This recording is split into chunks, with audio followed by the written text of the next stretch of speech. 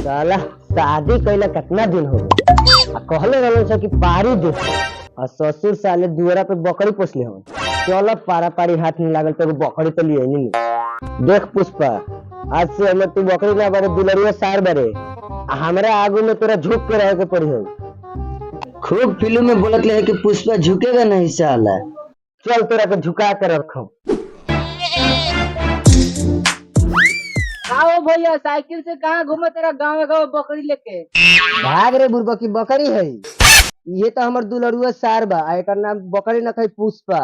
पुष्पा राज एकर के झुका के रखे के बा। 12 ढेर दिन के बाद भेटेलो। आओ बैठो। का कही हो, काम धंधा से तो फुर्सते न मिले तो रोका 2 मिनट हमू बैठते हैं। ए सार कुछ जाने करो, शादी भइला कितना दिन हो। ससुर बोले रहे कि पारी दे हम। आज दुआरा पे गए रहनी है तो खाली बकरिए बांध रहल। तो अब सोचनी है कि पारा पारी तो हाथ ना लगल तो एगो बकरिए लेके चल देनी है। अब जानत रहे कर सबसे खास बात का बा ना हो गाँव वाला के मुँह से सुने के मेरा कि पुष्पराज फिल्म में काम कर ले बा। अब पटना तक ले घूम ले बा। यही से एकर नाम पुष्पा बा, बकरी नहीं खे। आ ससुराल से मिलल बाते तो हमर दुलरुआ सार बा। झुकेगा नहीं साला। कुछ खर्चा उर्चा करो, सार आ गलो हो। का खइबा का पीबा? एमे खर्चा के का बात बा? एगो बियर मंगवा दियो आ चिकना में एकरे के कटवा दियो। कानून संपत्तिये छोड़ दे। एकरा के कटा दी रे। के तो ससुर से जीत के लिए नहीं है। एकरा के काटे के मत सोच, अंत ते कटा जीबे। दोसर चीज बोल, का खइबे का पीबे? चलो एगो सिगरेटे मंगावो। ए में कौन सी बड़ी बात है, जो सिगरेट के दुकान में से लेके आओ। ठीक बा। लो ये सिगरेट कटवा भाई हो चाम।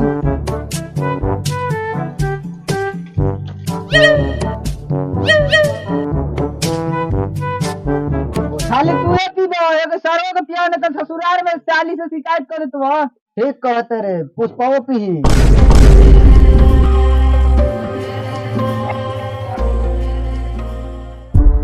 साला चश्मा कहाँ रख दिल बानी, रात ही से नहीं खे लौकत। लइको रात ही से न पत्ता बा। भेटाई 10 साल के व्यवस्था करतानी। मामा के छेका में जाए लाई आ रात ही से न पत्ता हवन।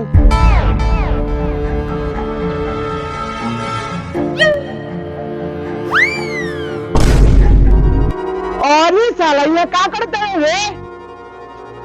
तेरा मामा की ये जा रहे हो छेका में आला कहीं से तू ना पता बरे हमर चश्मा कहाँ बरे? और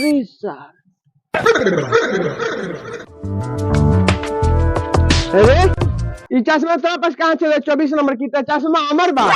तू हरे ते बेटवा दिलो।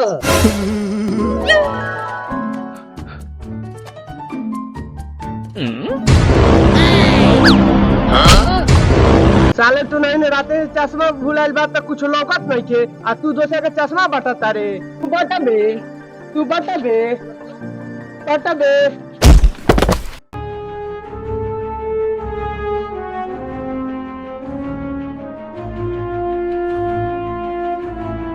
आवा साले तू नहीं इंसान के मार के ने कन पट्टी फाड़ देनी नु तो हमरो नाम ने रिंग टोंग। भाई ने कुछ नहीं, बुढ़ा किसी आ गेल हो तो तोरा को झुका झुका के मार।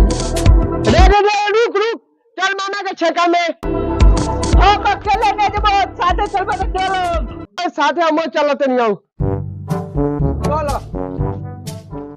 अरे हर साल के कर बारे ई हमर दोस्त बा।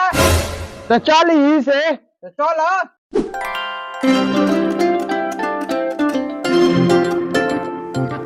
ए बाबू, ठेका में तो बहुत अच्छा स्वागत कइले हो सो। केकर सार बा। देख बेटा उहे जइयो नु तो दबा के खइयो, कुनियो का आवलो सनु तो पूरा दबा के खा के जालन सन।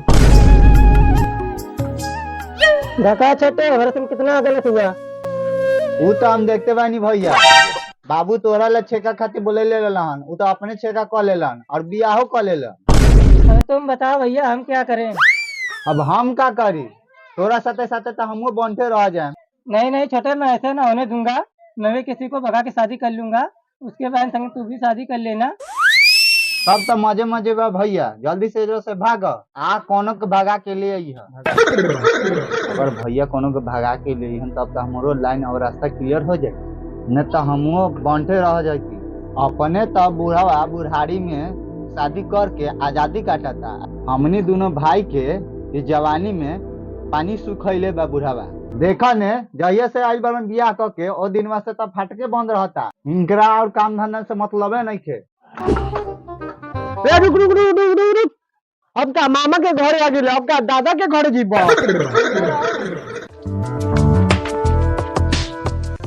बाबू बुझेला न बेटा के परेशानी, हम तो अभी एल ररुआ बानी, पालानी में जवानी रोवता, बाबू के पालानी में जवानी लुटता। बाबू बुझेला न बेटा कहाँ बेटा, बहुत वियोग में रहता रे, बाबू कहाँ हो? का कहीं हो फूफा, हमारा पता आसमान फूट के गिरल हव। आसमान गिरल को पताल, हम झांटे जानी, बाबू को बोलो। बाबू तो पलानी में जवानी लुटता रह। छेका होखे वाला बा, बूढ़ा पलानी में का करता? छेका गलवलार में। बाबू तो रसियन भाड़ा के लेल बन बिहार में, ओकरे से शादी करके पालानी में जवानी लुटता रहन। अरे राम राम राम, ये हम का सुनतानी? जौन तो सुनत रह तो तो भइल बा, आ नहीं के विषय तो जाके देखला पालानी में। जो तो बेटवा देख के आता।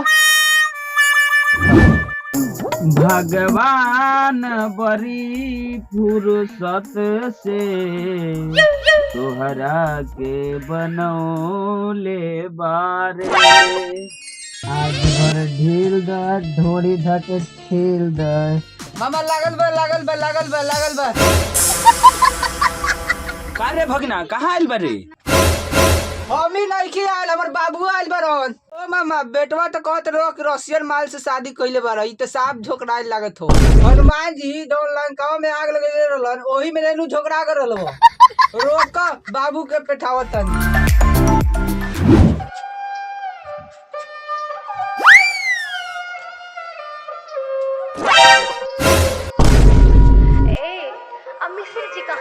ई का करत रहो भैया जी? का हो जीजा जी, आओ बैठा। कैसे कैसे आ गई हमर दे, फोन तो कर देवे के चाहे नु।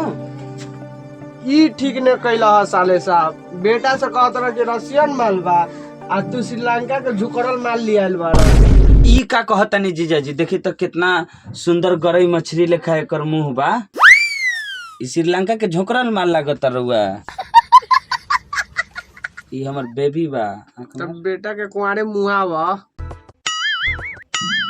ठीक हवा साले साहब, जैसन हवा माल टंच हवा। अरे हमर चॉइस जानते बारनु, भले उम्र 55 के हो गए से का, दिलवा तो अभी बचपन के है, डोलते रहले। देखला चूजो कहनी तो साफ दम रसियन लोग तरसल ऐसन माल खातिर। ठीक बा, ढेर दिन बाद आयल बनी, रउआ बैठ के बातचीत करूं, पहले हम नाश्ता उस्ता के व्यवस्था करत हनी। ठीक बा, जाई।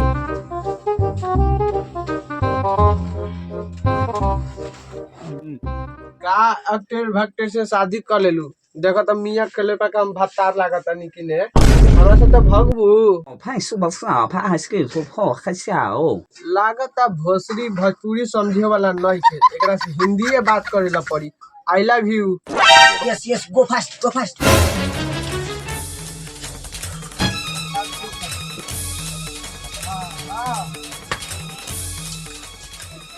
ए फूफा तो अकेले आ रहा हन, फूफू आ रहा का? ने रे सरवा, तोर मार लगो। हमर बाबू लेके तोर माई के फिरार हो गइलन। अब हमो जातनी। ठीक भाई बुढ़ाऊ के पारा पलानी में जवानी काटत लान, या मजा गइल बा। अरे बेटा, बड़ा गछ लागत रे। पहले नाश्ता फूफा के जाके करवा, प्लेट में निकाल के। फूफा हमर लार खइहन, फूफा तो रसियन के लेके भाग गइलन। अरे ई का कहत रे? सही कहतनी बाबू। चेतवा बताओ, हमर सब इज्जत दाव पर लागल हो। बाबू तो हम खाई हम खाए। ए बाबू, हम तो रसियनवा के भागे के खुशी में खाता नहीं, तू काहे खाता रह?